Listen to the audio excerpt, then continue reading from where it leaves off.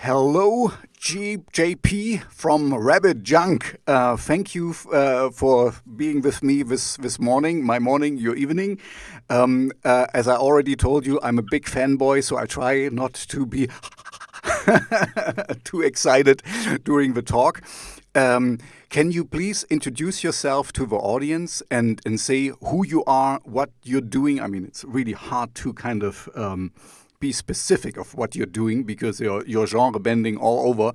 But anyway, can you give us a little roundup where you're coming from music wise, what you're doing and why you're doing it, and then we just get Yep. into talking. Yeah, that sounds good. Yeah. So my name is JP. I'm in a band called Rabbit Junk. I'm one half of the Rabbit Junk duo, and our music is described as um, industrial metal or cyberpunk or future rock or digital hardcore, and it's really a mixture of all of those kind of subgenres. It's rooted in the digital hardcore movement of the late '90s. That's where I got a lot of my start. But the sound today has moved pretty far from those roots. It has much more like industrial metal sounds. It fits well with this kind of future rock movement, bands like Blue Stahli and Cell Dweller. So it fits in with them. But it's really its own thing because it's always had much more of a punk feel to it than a lot of industrial metal or future rock bands, and that's pretty apparent. So we're based in Seattle, United States, um, and we have been doing this for a long time now, since 2004. Hmm. And but I really feel like the band has really only recently become better known. So it's really, we've been around since 2004, but things really changed in 2018 when we put out an album called Rabbit Junk Will Die. That really seemed to put us on the radar for a lot of people, and things have um, relatively speaking, they've gone well for us. They kind of exploded for us in the last couple of years. So, but I think most of our fan base has only recently encountered us, even though we've been around since 2004. I think most of the people listening have been listening for a few years. I think that's the impression we get. So, Hmm. In preparation of our talk, I tried to do some research, and I have to admit, it's not so easy to find out a lot of stuff about you. And I mean, what's quite impressive is you have a Wikipedia article in numerous languages. So this is cool because this really means you made a dent in my world at least. Because yeah, I had this before. I had a there was a really lower class metal band here from Germany, and they had a Wikipedia entry, and when I was looking it up, and was they made it themselves, and they got kind of thrown off Wikipedia because of them. So I was like, okay, now, but. What the impression I get from you is like, I mean, you should have been, your should have been much more well known already. Like yeah, KMFDM comes to mind. And they have been around for a long time, and you are in the same in genre, and you're very big in Europe as far as I can tell. And but. It seems to me, and this was actually the question I was leading up to. You seem to avoid a little bit the being too much out there. There is not like we are doing now. There is not many interviews or things to find about you. Even your and don't take it the wrong way. I'm a fan. Even your homepage is just a Bandcamp site. yeah. It's kind of.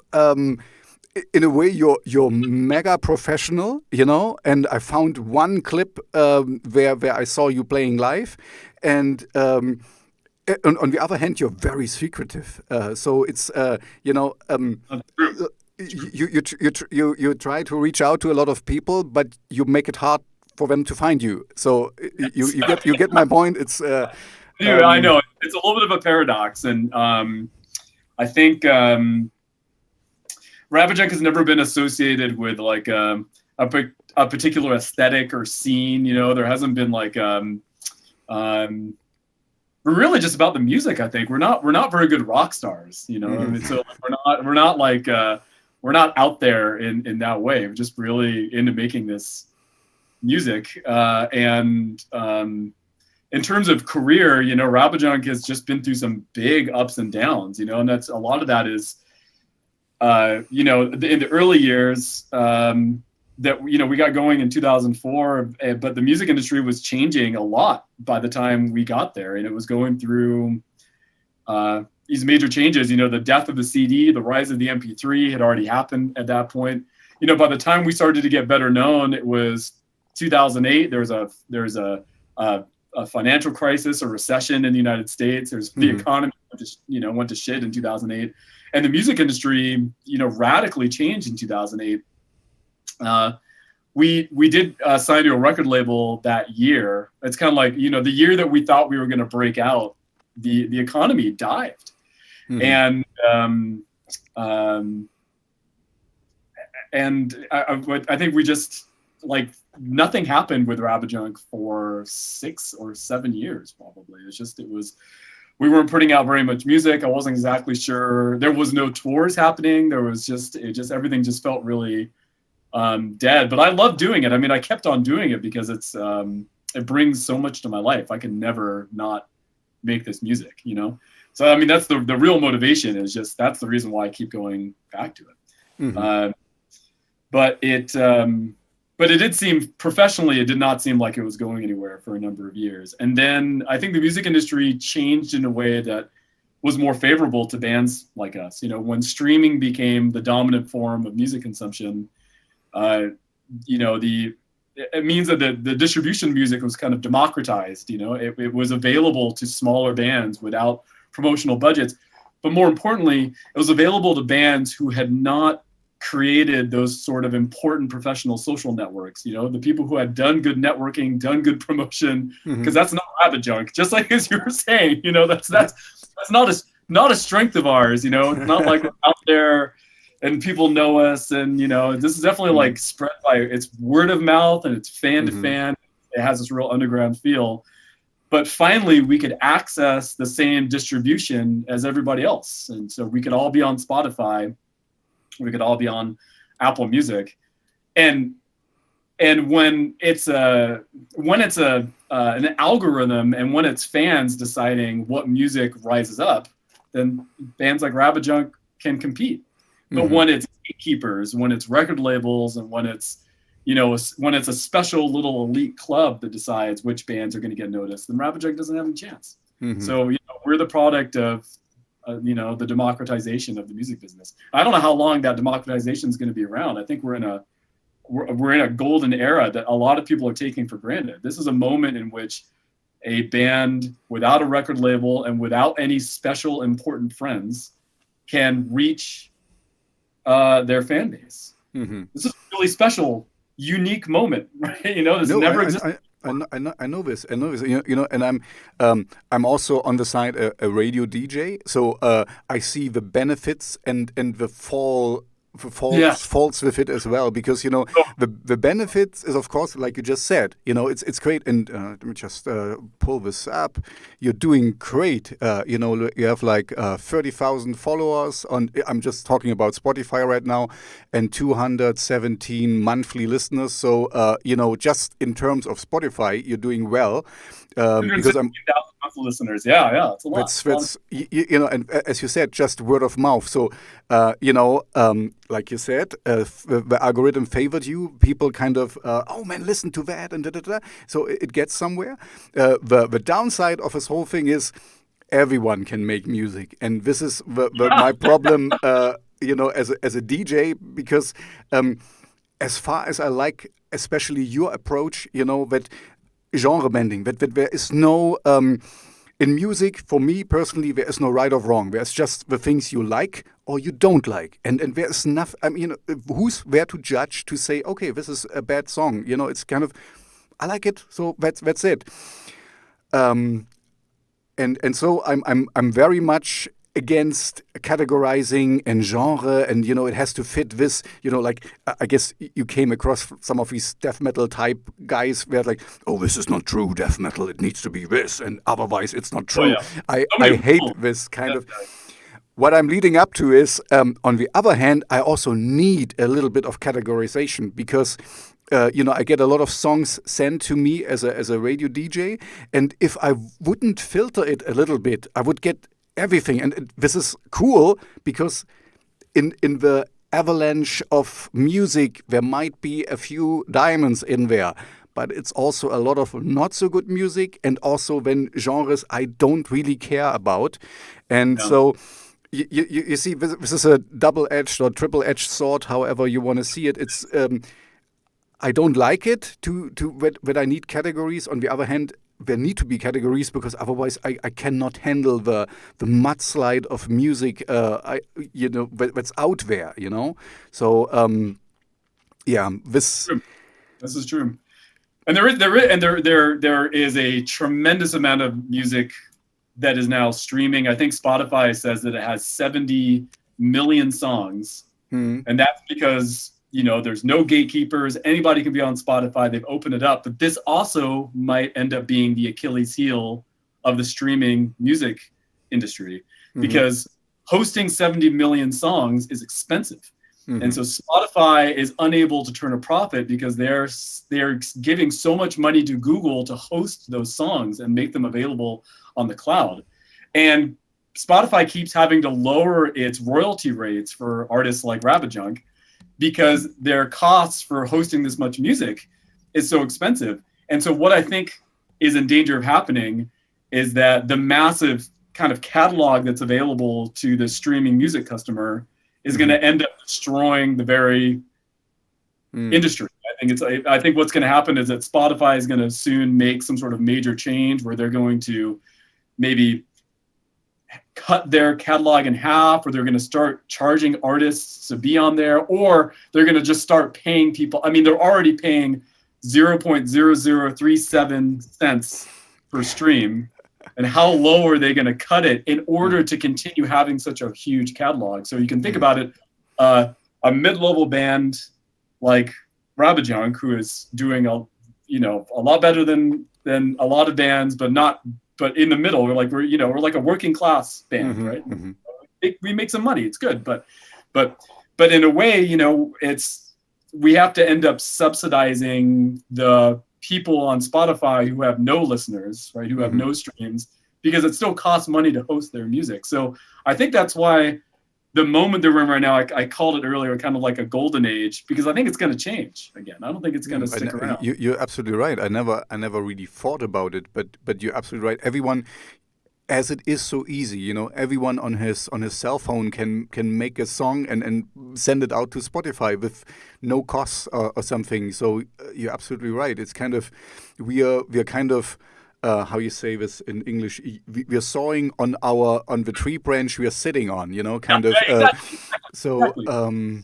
Yeah, I never thought of, thank you for this depressing thought. You're absolutely right. Yeah, now I see why you don't give much interviews. No, I think this is why it's important for bands to not put all their eggs in one basket and do your thing on Bandcamp, do your thing on every streaming platform. Because the only inevitable aspect of the music industry is that it changes. And usually when it changes, it's hard to ride that wave and succeed. A lot of times, especially smaller bands are the ones who pay the biggest price when the music industry changes. And so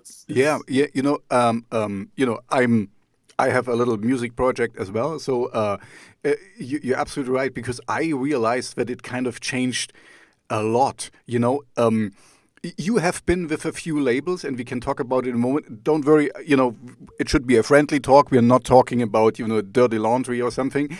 But I can just relate my little experience. And all the little labels I talked to, they kind of completely reversed it. And they said, okay, if you pay us X amount of money, we do the promotion for you. And I was like, okay. And like you just said, today, that's the greatest, that's the golden age, like you call it.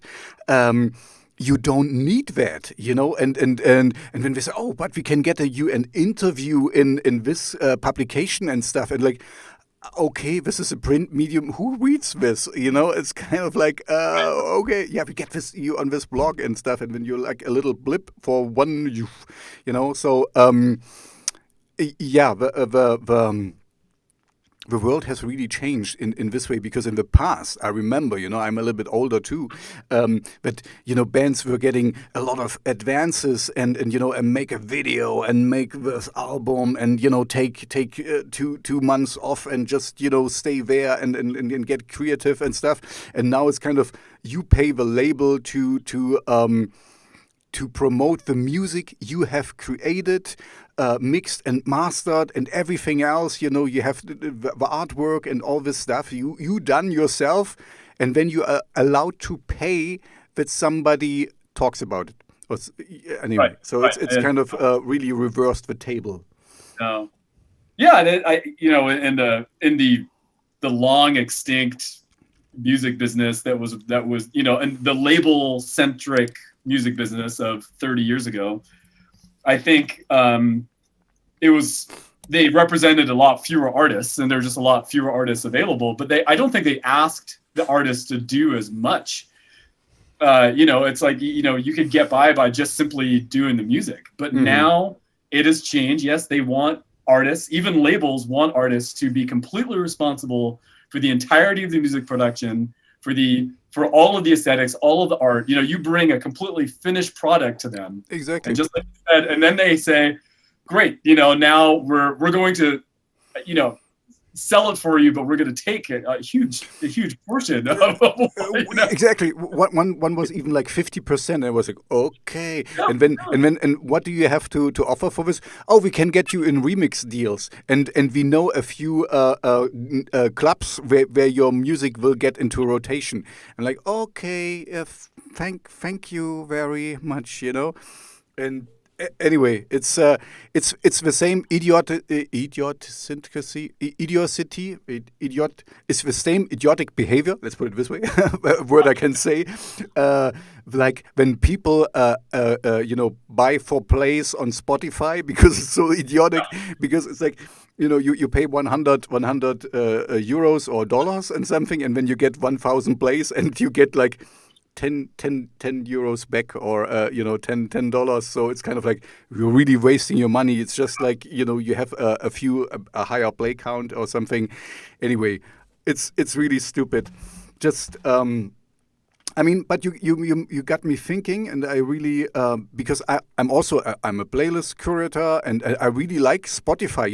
I like the accessibility, and it's a great tool. But you're right, this will not last forever, and I have no clue what will change. It's Spotify is like a lot of companies, like Uber or these are tech companies that they provide a service that they can demonstrate to investors that people want this service. Yes, you can do that, right? But then the profitability of the service is, nobody really knows how to actually make it profitable. And the Uber has been in the same position for years now, where they know that people like getting these rides. But how do you make it profitable? I mean, the only way you can make Uber profitable is by introducing robot, self-driving cars. And I don't see this happening soon. Yeah, right?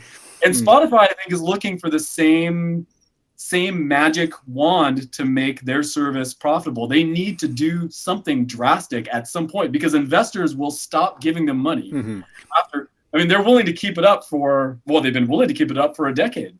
But at some point, it's amazing, if you just think about it in normal terms, like normal people, if you get 10 years and somebody pays you a lot of money to do something, and you don't see a silver lining in the end, that you turn a profit or something. I sometimes don't get it, like the same with Tesla and all this, that they burn money without end, and just for the promise of one day, there might be, And so yeah, you're absolutely right. I think Spotify never turned a profit so far yet, right? I think they turned a profit for 1 year. Yeah, And I maybe. really hoped Mhm. that they would continue to turn a profit. I mean, it's like, it's Rabbit Junk does really well on that platform, and they pay me. I bet it's my biggest paycheck every year. I'm happy with Spotify. I want Spotify to work, honestly. But they had 1 year, I think, of turning a profit, and then they've never done it again. I'm not sure what happened with that year. And I'm just, I think that their big changes are coming very soon, this year, next year. I think we'll all look back and think, oh, wasn't that cool when everybody could get their music out, No, you're right. You're right. It's yeah. Sadly, I never thought about this. I needed to wait until I talk with you to. I just came here to ruin your day, man. Yeah. Thank you very much. Now, no. On the other hand, subconsciously, of course, I know things are always changing, and I see now, Spotify is kind of. You might have heard, they bought Joe Rogan. They gave him 100 million that his podcast is for free exclusively on Spotify. So it's crazy. I mean. So we try to diversify, and I heard somewhere I heard that they also try to get in video. So they want to kind of YouTube buys the platform so that you have moving talks and videos and stuff. So but I think it's kind of. We want to get this Swiss Army approach, and this rarely works. They want to be too much fingers in the pies. No, how you say too much different things. So kind of keep your stay with the thing what you're most good at. And then Anyway, so just real quick, and then we'll change this. We'll get away from this. Yeah, exactly. Because I wanted to say we wanted to talk about your music. I live in Seattle, and Seattle is one of the tech hubs of the United States, and so these businesses are all around me. You know what I mean? So it's hard to ignore them. But Uber did something so similar to what Spotify is doing. So Uber can't make any money. So then they decided, okay, we're going to go into the electric scooter business. We're going to go into the food delivery business. They started to diversify, not because any of those businesses are actually going to be profitable, but because it's another thing to get investors excited about. They're like, oh yeah, I know we haven't been making any money, but now we're going to do this electric scooter thing. And can you give us $50 more million? I mean, that's what's behind the diversification. Okay, now I'm shutting up about that topic. Okay. I just wanted to say, it seems. Okay, now I say something. It seems a little bit like a pyramid scheme. A little bit, they add on, they pile on, and one day it will collapse. And then and it's just the promise of big returns, and everyone is greedy and. Okay, so let's cut here, and because so let me go back to. So we already talked about Seattle. Just side note, Seattle. Of course, I'm European. I'm older. There was a little band called Nirvana. So you are grown up in Seattle. Is it your hometown, or did you move there? So I mean. I've lived here for most of my life. So I lived here since I was 13, and I moved here. So that was right. I moved here right at the height of the grunge scene. It was an exciting place to be, to be a teenager. And a lot of the bands from Seattle, they got big, but they decided to continue living in Seattle. They didn't move to LA or New York. I mean, they continued living around here. So there's always the possibility that you might run into one of them.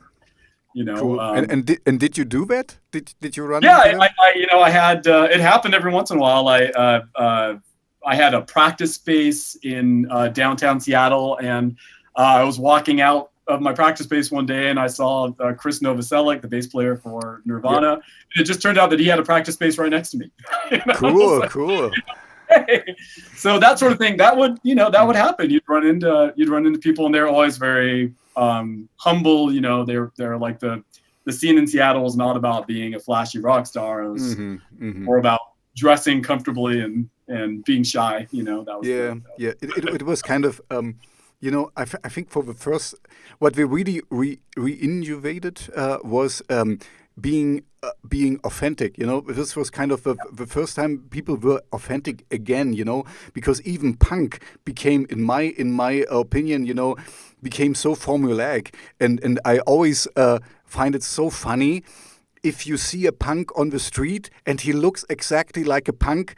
He got something wrong, because when he's wearing a uniform and he's conforming to what a punk needs to be, and also behaves badly, drinks a lot of alcohol, and looks like a punk with the spiky hair and whatever. So it's like kind of, you completely got it wrong, because this is not what punk is about. Punk is in my opinion, punk is freedom. We are going back to music now. Music is whatever you want it, and if you kind of be like, oh no, only this little tunnel is the right thing, or or I need to look like this to, of course I get it, young people, peer pressure, fit in, and all this stuff, but if you really think about it, even young people can get it. Okay, I'm punk inside, but I look anyway. So it's just my observation. That's why to Grunge was such a fresh breath of air, because they were so honest with themselves. They kind of. I remember back then I read an article, after the grunge movement has been around for a while, that then, companies came into Seattle and found little bands and kind of gave them flannel shirts and, wear this, because this is the punk look, the grunge look and stuff. And then we kind of try to commercialize it. So, but in the beginning, I really believe it was just like, okay, this is how we dress, because, this is the clothes we have. And we didn't want to,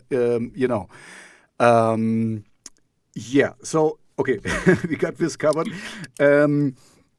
By the way, I only saw one live shot of you. You don't have a special dress code, right? When you go live, you kind of, yeah. Or are you dressing up for your shows? That's the question I'm proposing here. Yeah, we don't dress up very much. We certainly don't. We've never been into being very fancy people, I think. In that way, we're very typically from Seattle, and that But I mean, but there is something that I do wear some consistent things on stage. So I always wear a black bandana around my neck, and I usually wear white diesel sneakers. Why, I don't know. I mean, I do have like a stage outfit, because I think that my day job, I'm a college professor, I'm a father, and I need to You're a college professor. Oh man, we need to talk about this. Okay. And I need to I'm an instructor. I teach college, right? So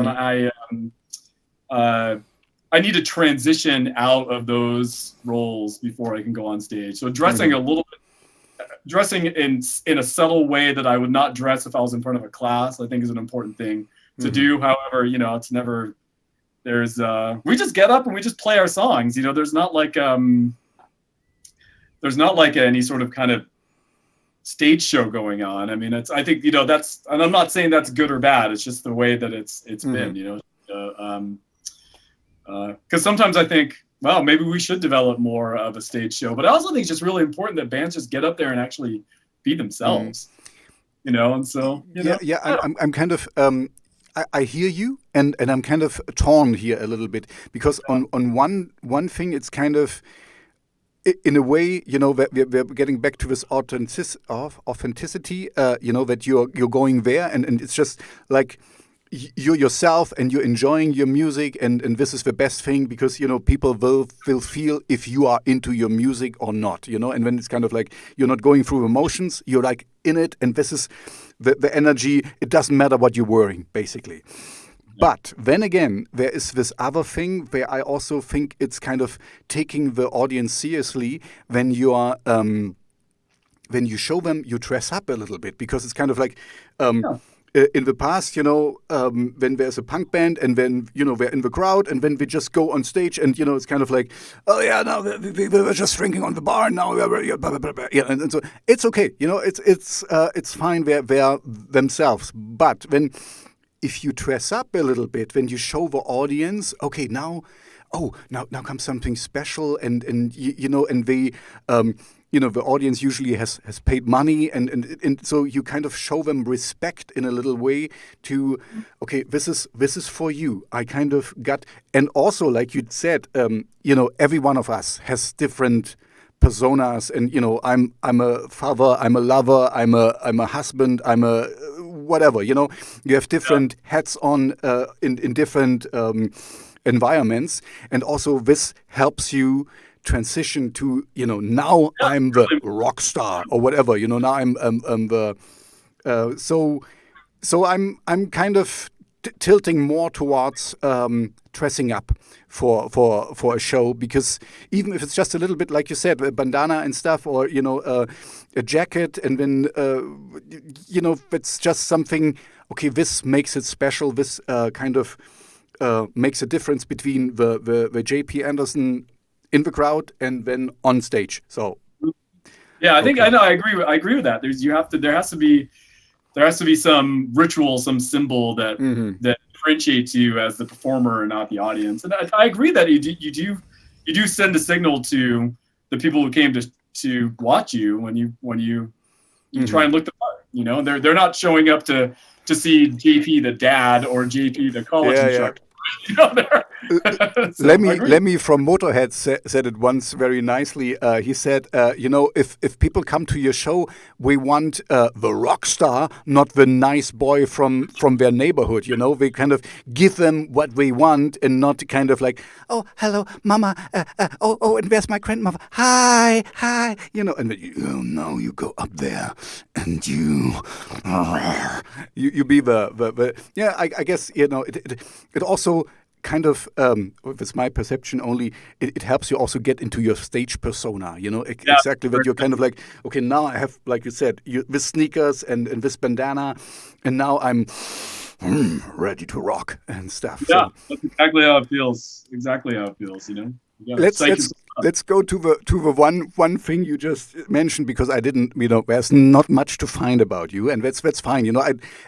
Please also, if I pry or you don't want to talk about something, don't talk about it. You know, it's absolutely fine. So we can always skip questions. I understand. Go ahead.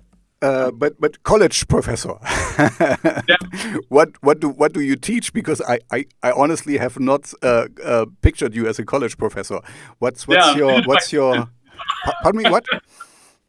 So my students are, you know, I'm not what they're expecting. You know, I walk into a classroom and I don't look like a particularly extreme person, but I do have, like, you know, I got tattoos like there, you know, and, even to this day, that's pretty rare in academia. I walk into a classroom and they're like, oh. So I teach at the University of Washington. I teach, which is the big school in Seattle, and I teach in the political science department and another department that's called the Law, Societies, and Justice department. And I'm also a visiting professor right now at Pomona College, which is in California, and so I'm doing like via Zoom. I'm teaching Intro to American Politics there. And so I teach, mostly my classes are a lot about law and criminal justice. That's kind of my area of specialty. So like, for instance, I'm teaching like at UW right now, at University of Washington, we call it UW. At UW, I'm teaching a class called Ethics of Law and Justice.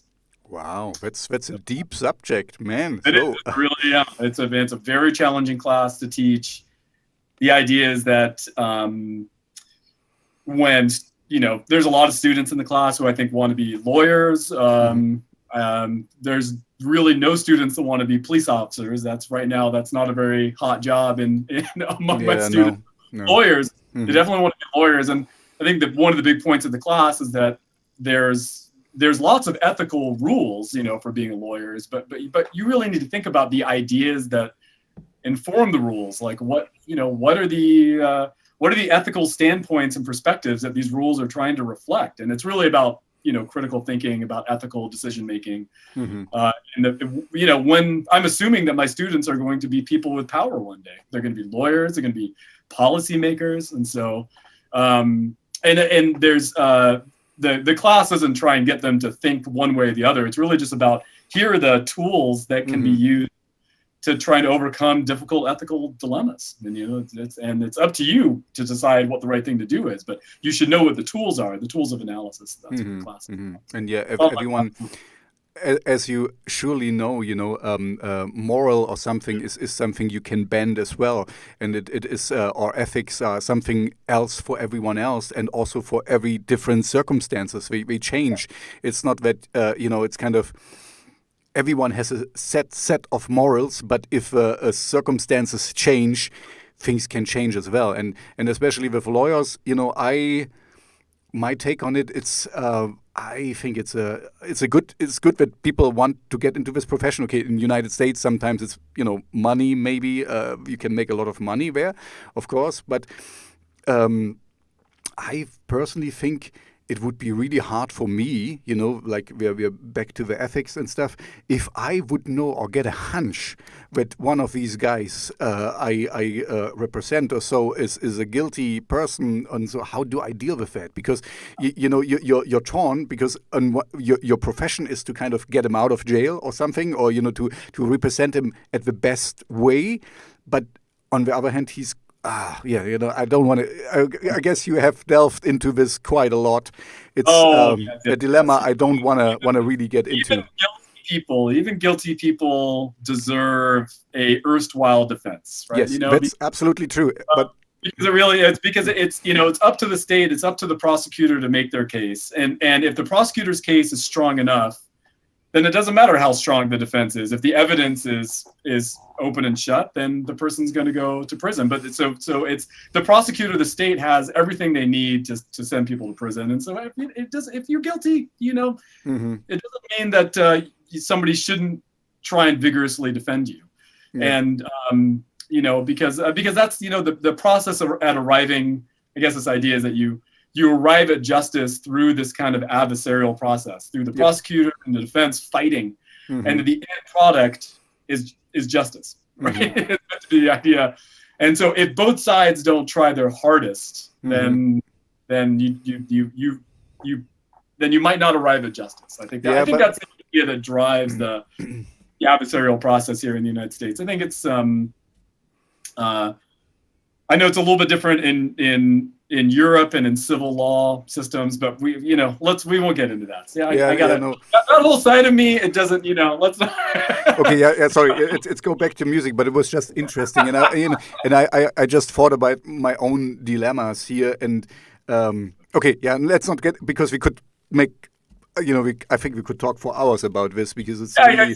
you cannot get anybody who's in the academia, you can't get them going on their subject, because then they won't shut up, and then an hour will go by and we will have talked about nothing that anybody is actually interested in. Okay, exactly.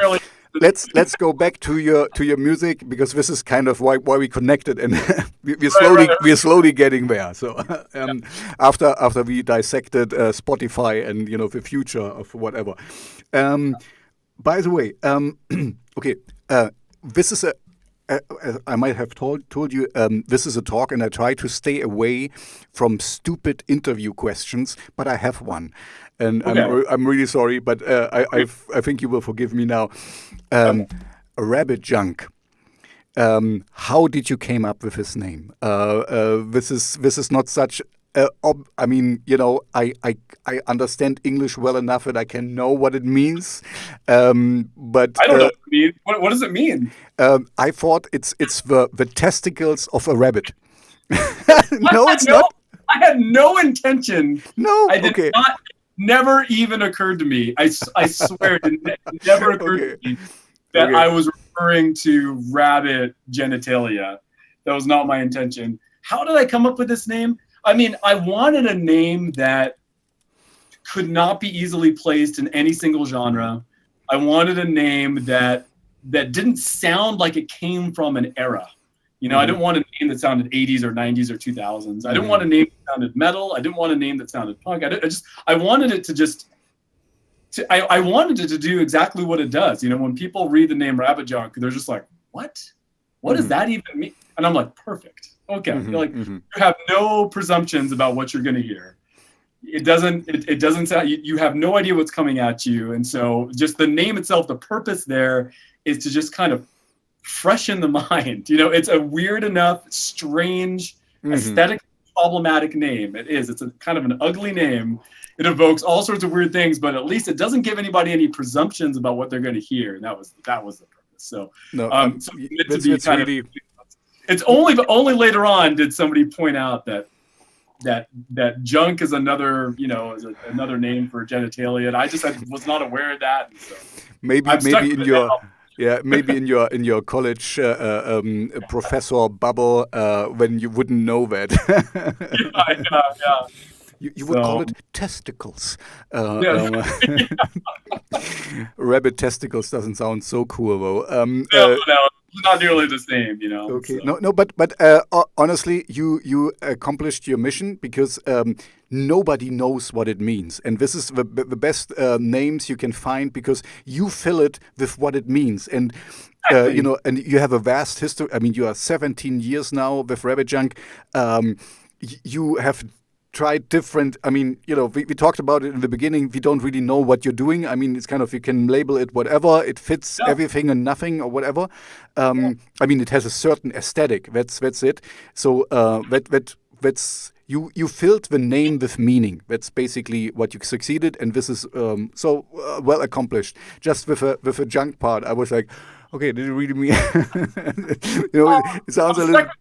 Now, there's nothing I can do about it. Now you're stuck. Now you're stuck. But I also read about the other band, the Shizit. How do you say this name, Shizit? Shizit, yeah, you said it. Shizit, yeah, okay, yeah.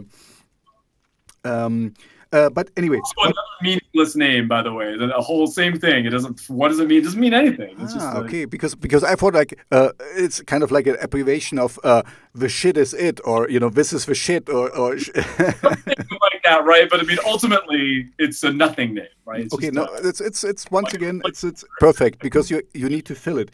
In my research leading up to our talk here, I already told you I didn't found much live videos and stuff, or in this regard, not much videos at all.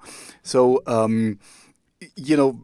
especially with your aesthetics, I could, see a lot of potential for some really, really cool videos. I mean, music videos. Yeah, is there a reason why you didn't do it? I mean, besides the fact that they cost money and it's a lot of work that needs to get into this.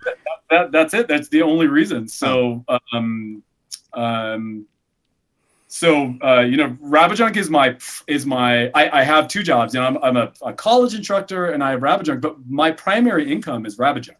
Mm-hmm. So my secondary income is college instructing. Now I have to do both in order to. Seattle's very expensive, and a lot of people have two jobs. Mm-hmm. So my wife and the other band member has some girl also has two jobs. We both have two jobs. But Rabbit Junk is my primary income. But the way that I'm able to pull that off is that I keep overheads really low, which I know. That doesn't sound like very sexy rock star talk, but I keep costs really low.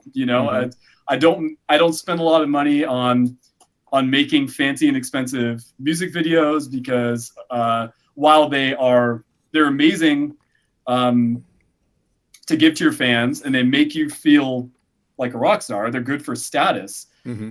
But I'm a political scientist. I'm into evidence, and I tell you that the evidence, you cannot demonstrate evidence that shows that they actually help a band very much, which I think is going to be surprising to a lot of people. A lot of people would imagine that you put out a big video and you should be able to correlate that with an increase in all of your other statistics, how many listeners you have and how many MP3s you're selling. That's a really good point. That's a really good. But it doesn't work that way. And so, when I've sat around and thought, should we do a video? On the one hand, it's like, I really want to do a video because I'd like to show us more and I like to have more for people to consume in terms of content.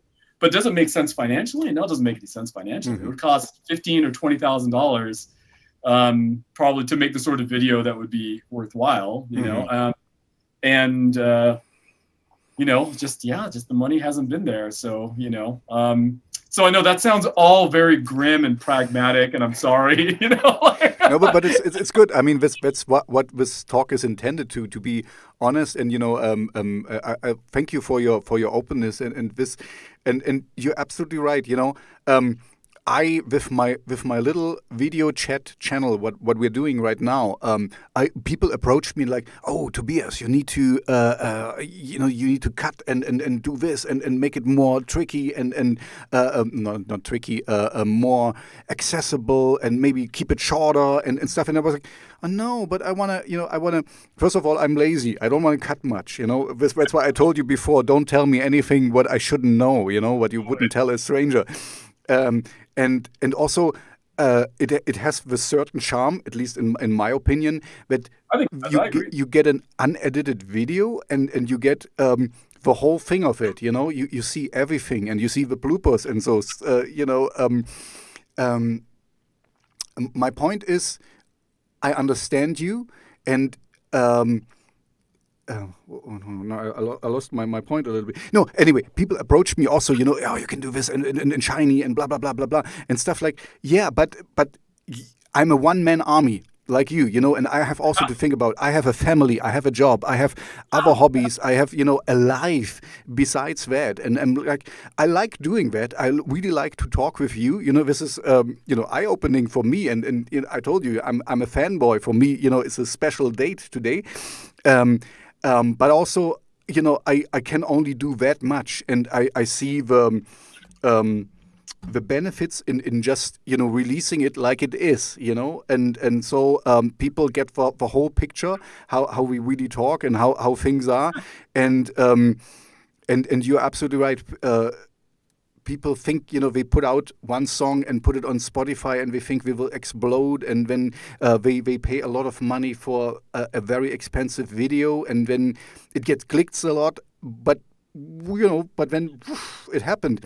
And even if you have a big hands are really short, it's you're not and so look, I just want to say, I would like to have more videos and more content. I'm not closed-minded to that sort of thing at all, but I'm also, Rabbit Junk is a working class underground rock band, so, and it makes money, and it's been an absolute dream of my life to be able to say that, to be able to be like, yes, it's my primary income. It's not my only income. That's the next step. If I can get it to that level, that'd be great. It's not. I still have to work a day job, but it's been important to me to have it be something I can make money out. That's why I've been doing it for 17 years. Because if it was 17 years of losing money, you're never going to keep it up. Exactly.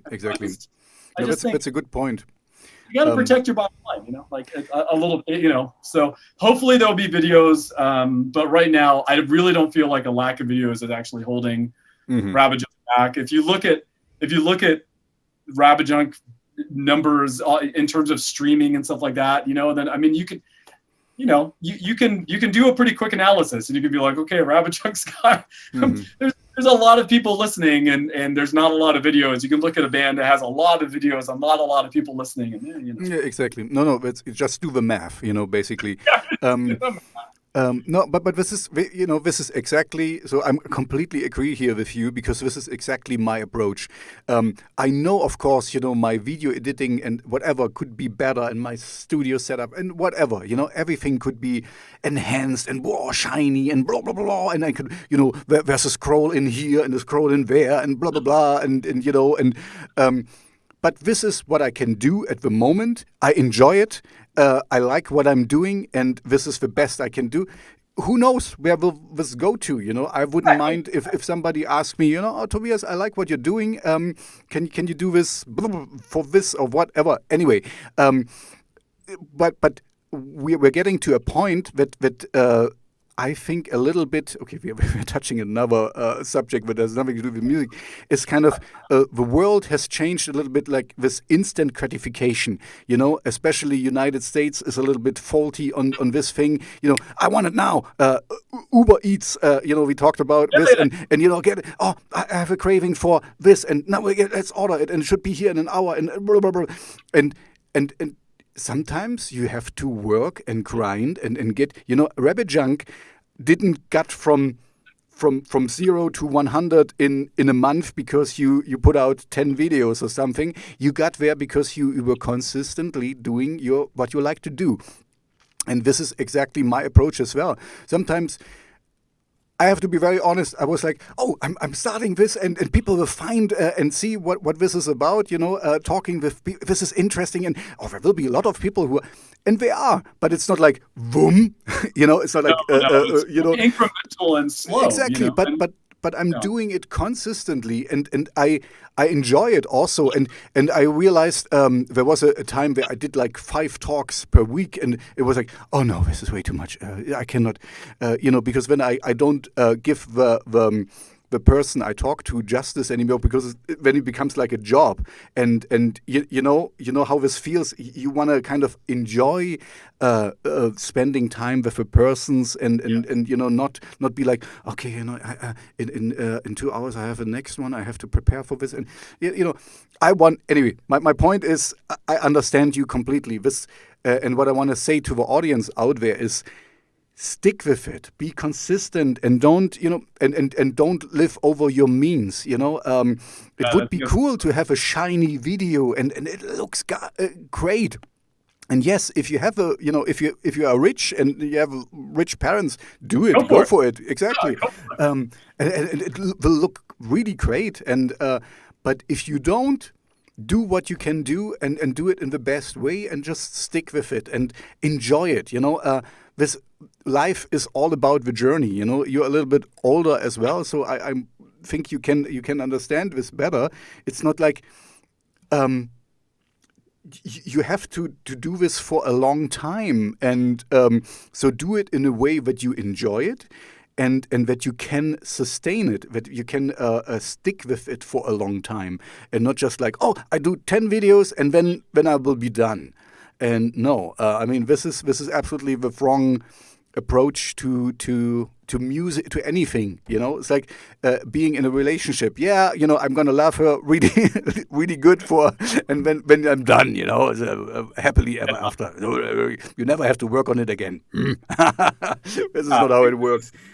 In the States, we say, like they're it's probably a saying similar to where you are too, but playing the long game, like understanding this is going to be something you're going to be doing for a while, and that's my if you can't spend your way into a hole and be able to play the long game. You got to keep things sustainable. Now I know it's like we're having this conversation, and in my head there are like 5 acquaintances I know that are strongly disagreeing with us right now.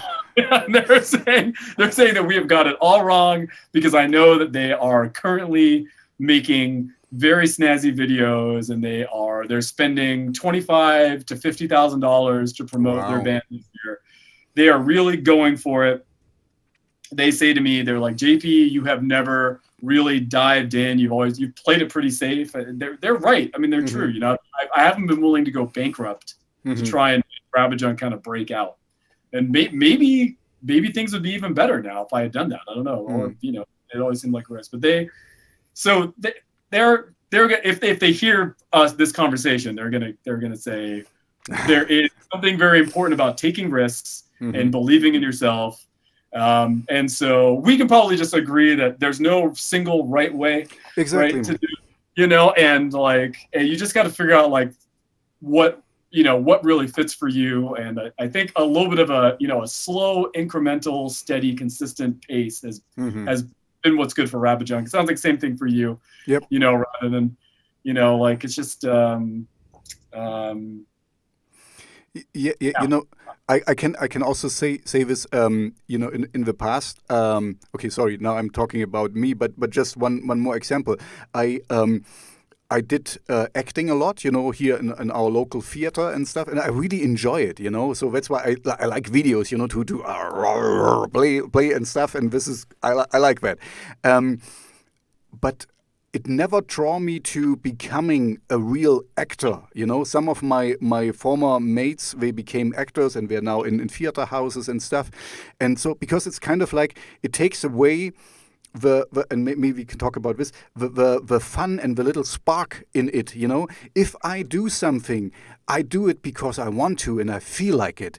If I have to work in a theater, then, you know, somebody, the regisseur or the director tells me, okay, you know, you have this role and you have that role and you have to fill it, and then you have to be in it, and, you know, it's okay, it's cool, it's very professional or something. But I can kind of like, oh, you know, I want to play around a little bit with it, and let's try this and that, and you know, we're back to the freedom I see in music, you know, that there is no right or wrong or something. On the other hand, you could say, being in a more forceful environment, it kind of gets you.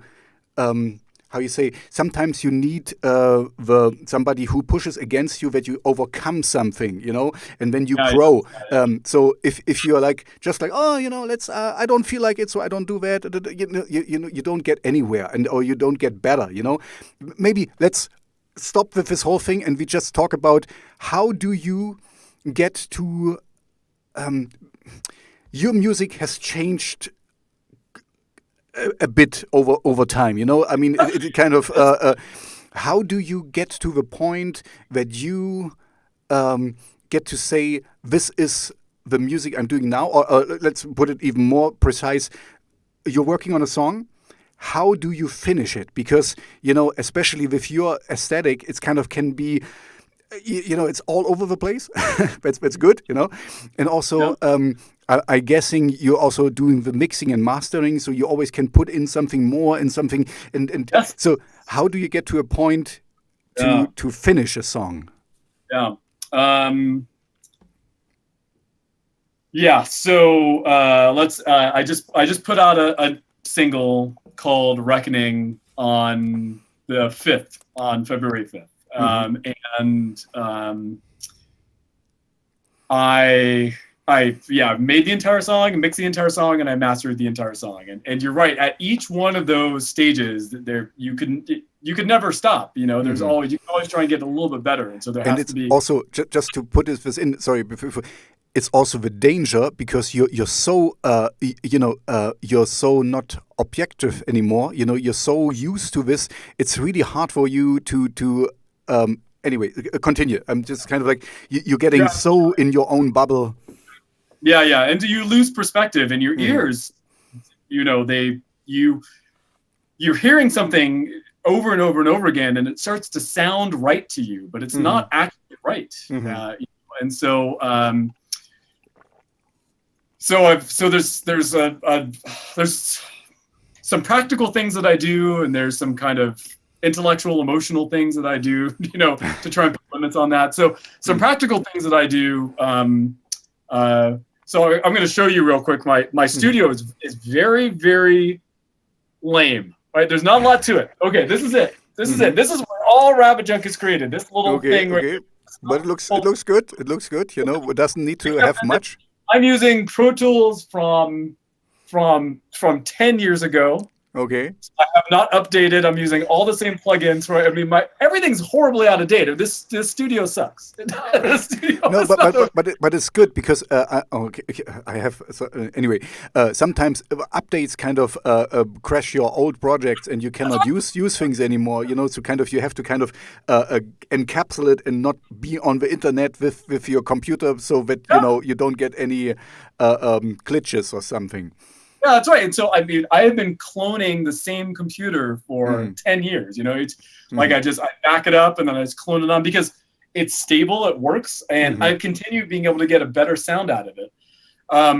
Because what I realize is that I think that the production for Rabbit Junk has come a long way in the last few years. Because I think that I put out a lot of really bad sounding music early on because I didn't know what I was doing.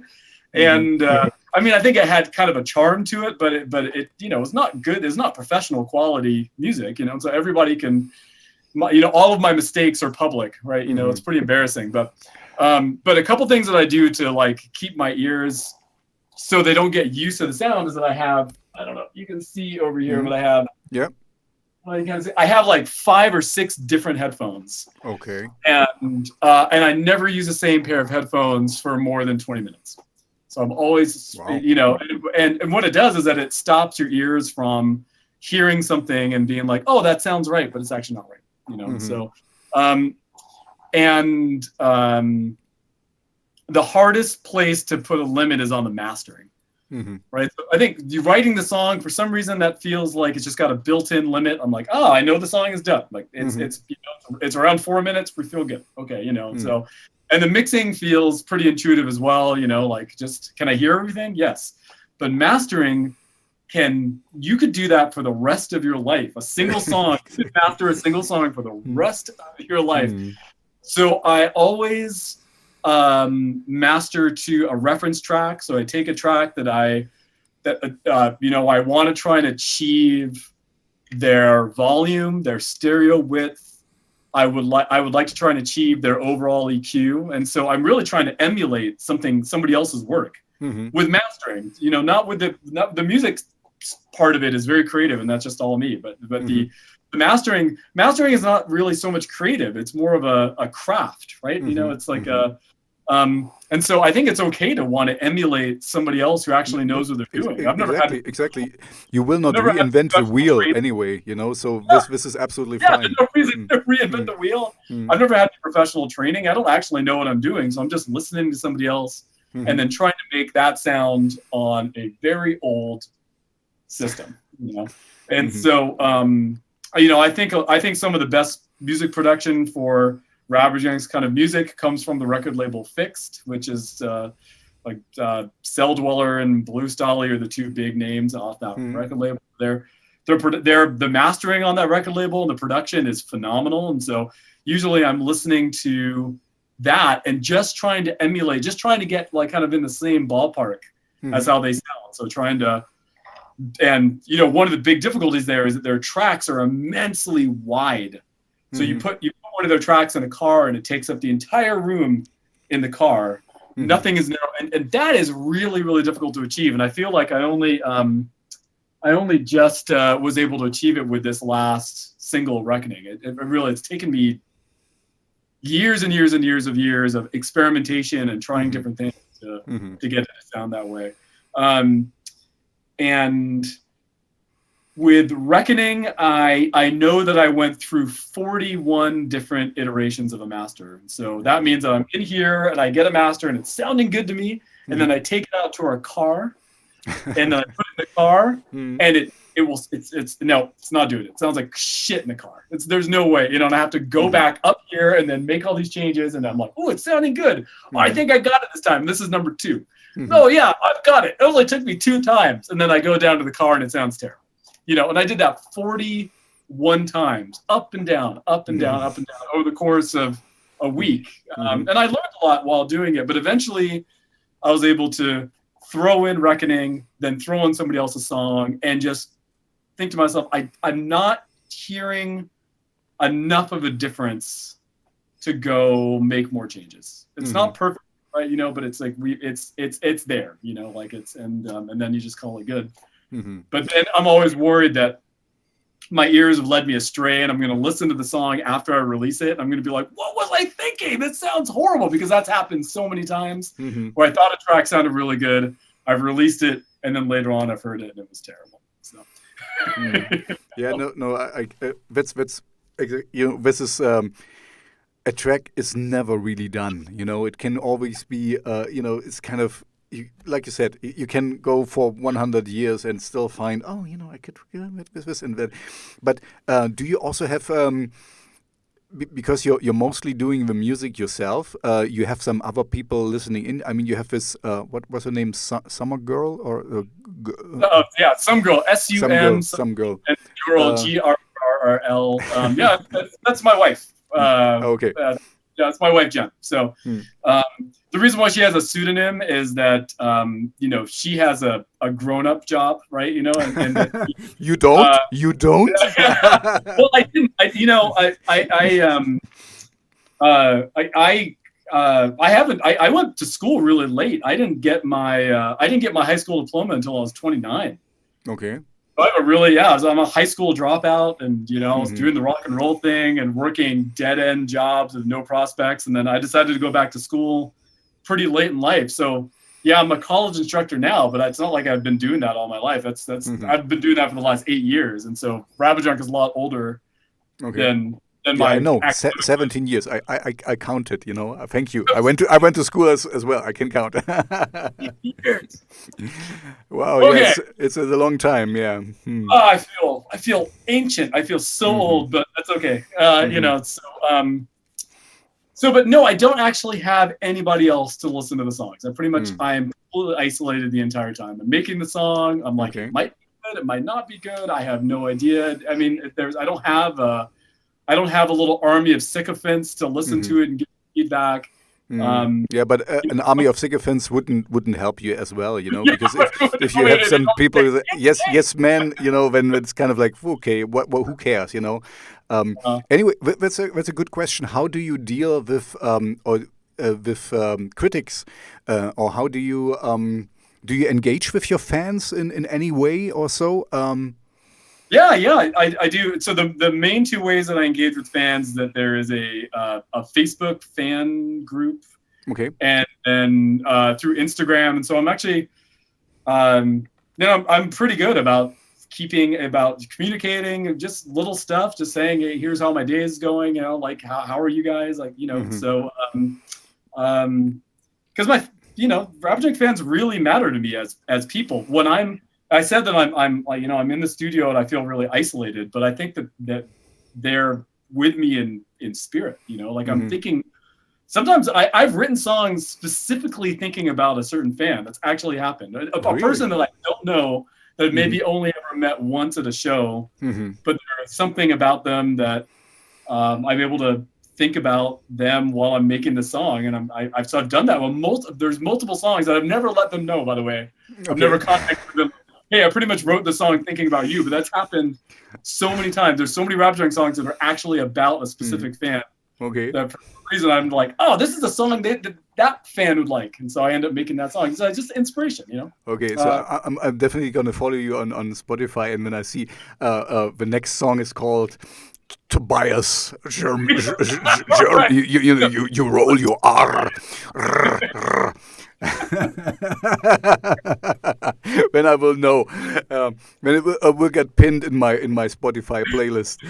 But the question was, how do I deal with critics? How do I deal with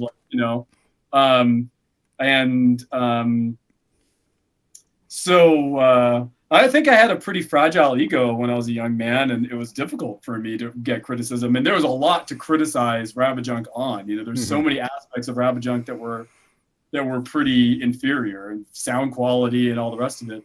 It was really difficult for me. But I think one of the gifts of maturity, right, is that like you can hear.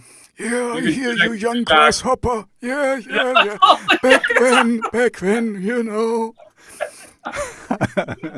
You're sticker, and you can be like, oh yeah, I usually end up agreeing with the critics. I'm like, you're right. I could have done that differently. That doesn't sound very good. You're right. It's and the next time I go, I'll try and do better. So I don't ever want to plateau. I'm always trying to like push it to the next level.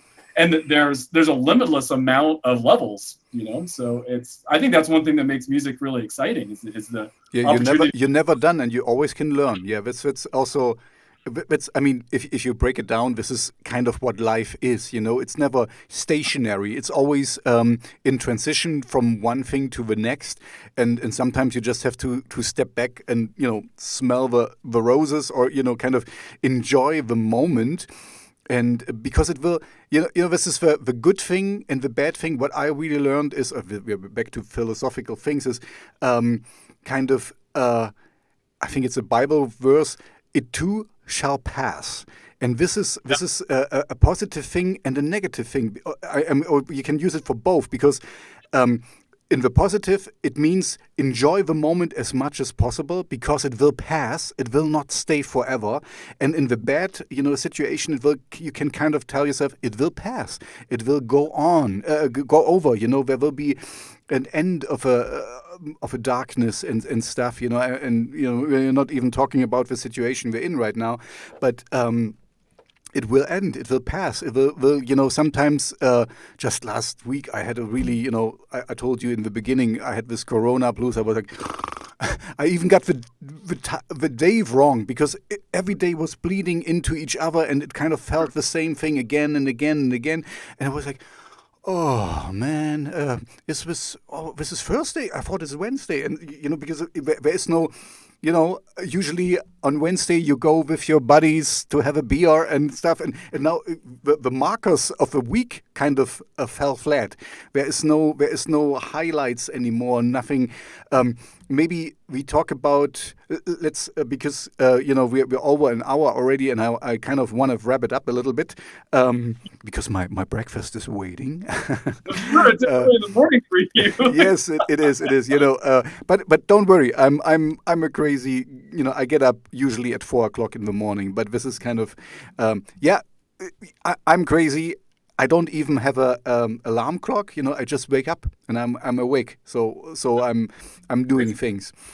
So that's absolutely fine. Anyway, what do you want? I wanted to. At the moment, we cannot go live. So you already had streaming experiences with live shows or something. Yeah, we did one streaming live show last year, and it was a good experience. I mean, we set up we set up in here in our little studio, and just it was just, and there's only two of us, and there's no live drum set, so it's kind of easier, Jen was on keyboards and vocals, and I'm on guitar and vocals, and we just played our set, and it was a good experience. I think we would like to do one again soon, but we are also, because of the pandemic, schools are closed, which means we're homeschooling both of our kids. Oh, tell me about it. 2 jobs. Because I consider Rabajunk a job. I mean, it's, so that's one of my jobs, and then teaching college is another job. So it's my 2 jobs. And so it's hard. It's just really difficult right now to figure out when we're going to start practicing again, because I'm not the sort of person who can, not practice for like 8 months and then suddenly just give you a set. I forget all my own lyrics. I forget how to play the songs. I have to I have to remind myself of these things, so I don't know when we're going to do the next live show or next streaming show, but maybe in the summer. I think that would probably be realistic. And because I don't think there's going to be live shows anytime soon, at least not in the United States. I think the rest of the year is probably spoken for. I don't think it's going to happen. I mean, we have the circumstances here around coronavirus are absolutely terrible. There's 480,000 people have died. Well over 1 million have become sickened. And it's starting to go. It's like the coronavirus numbers are going down, but they're not going down. They're they're just kind of creeping down. And just, we're not going to have live music conditions for. It's really makes me sad, But it's not going to. I honestly, I have to admit, if you're realistically, next year will be the really earliest. I was so hoping for this year because I was like, like I just said, it's getting kind of undistinguishable what day it is, because it's kind of every day you're at home, and I wanted to ask you something else. Oh yeah, what is your how do you do your live setup? Because I guess you have like backing tracks or something, but in order to keep it not stale, how do you do it? I mean, you sing and you play guitar. It's easy to keep it stale because I sing and play guitar at the same time, so there's no guitar in the backing tracks, there's no vocals in the backing tracks, and then Jen does a lot of the keyboards live, and so we have like Pro Tools going or a computer going that has the backing tracks, but they're actually pretty sparse, and there's a lot of room to innovate, or to a lot of room for variation on what we would normally do. So the songs live, they always end up changing live. The way we sing them, they sound different. It's weird, it's like we just practice the song and then we change it a little bit, and then we didn't even realize that we changed it until we listened to the old version, and we're like, oh, we're singing it. we're singing that totally different. We're harmonizing there. Like I don't normally scream that part. So yeah, so for us it feels very live, and we're definitely it's hard as well. I didn't intend to sing and play guitar at the same time. For a lot of years, Rabid Junk had a guitar player, and I would do vocals. But I really came to realize that stripping the live show down to just two people was really the right way to go for a lot of reasons. One, because we were flying out to a lot of shows, and so you can fly out two people, but it's hard to fly out five people. So it's again just the cost, the pragmatic end of this, right? And so you're so pragmatic, yeah. Yeah, I know it's not very rock star. I'm sorry, it's not really sexy, you have to say. But so I decided, we're going to make this a two-piece, and that meant that I was going to have to sing and play guitar at the same time, and that was really, really hard for me. So I had to practice. It took me a year to figure out how to do that, but eventually I got it, and now I can't imagine not playing guitar while singing. I could never go back to just a mic. I have to. And it becomes second nature, kind of. Even when I'm recording in the studio, so I just have a mic, but what ends up happening is that I end up air playing guitar, right? So I know exactly what you mean. I have, in my little project, I sometimes play. I'm a bass player. I don't know if you see it. I play bass, and if I'm so used to, I cannot sing without playing. At least, like you said, pretending to play, because otherwise I kind of don't get the song right, because it's some missing part here. Okay, before I let you go, because this is always a fun little thing, because you have played a lot of live shows. So I have two questions, and this is just fun stuff now. Were there any time that you shared the stage with somebody where you were kind of starstruck, or where you you were a fanboy, like I'm a fanboy now? Yeah. Oh, so please share. Yeah. So when I was 16 and my dad was in the American military, and he was stationed in Germany in Stuttgart. Oh. Hallo. Yeah. Wie gut ist dein Deutsch? Yeah, right. How good is your German? My German's, I don't know German whatsoever. Okay. But I went over to visit him when he was living in Stuttgart a couple times, and that's when I discovered Atari Teenage Riot. Oh yeah, I mean they are really fitting for you. And I went into a record store, and I bought it because the cover was cool, and I took it home and I listened to it, and it just blew up my world. It was so it broke every single rule that I could possibly imagine music having. And all at once, it broke them all. And it totally changed my life. And I said to myself, I was doing music, and I was like, oh, I really want to play with these guys. I want to play with Atari Teenage Riot. So, that finally happened. I think it was 2000. So that was in the middle 90s, and I think that we played with Atari Teenage Riot in 2009 or 2010 or something like that. But it was totally like that. It was like, oh my God, we're playing with Atari Teenage Riot. It was huge, and they were very nice, very humble people, and they put on an amazing show. I still have a little bit of hearing damage from the show, But I would say Atari Teenage Riot was one of those moments. It was awesome. It was very, very cool. Okay, now we come to a second question for life is, when you're on the road and when you're on stage, sometimes things happened unintended. And in the back side, they're sometimes very funny. Do you have some funny mishaps or accidents from the stage or from the road, where you which you want to share? I thought you were trying to end the interview. Are you kidding? I have like a book of mishaps.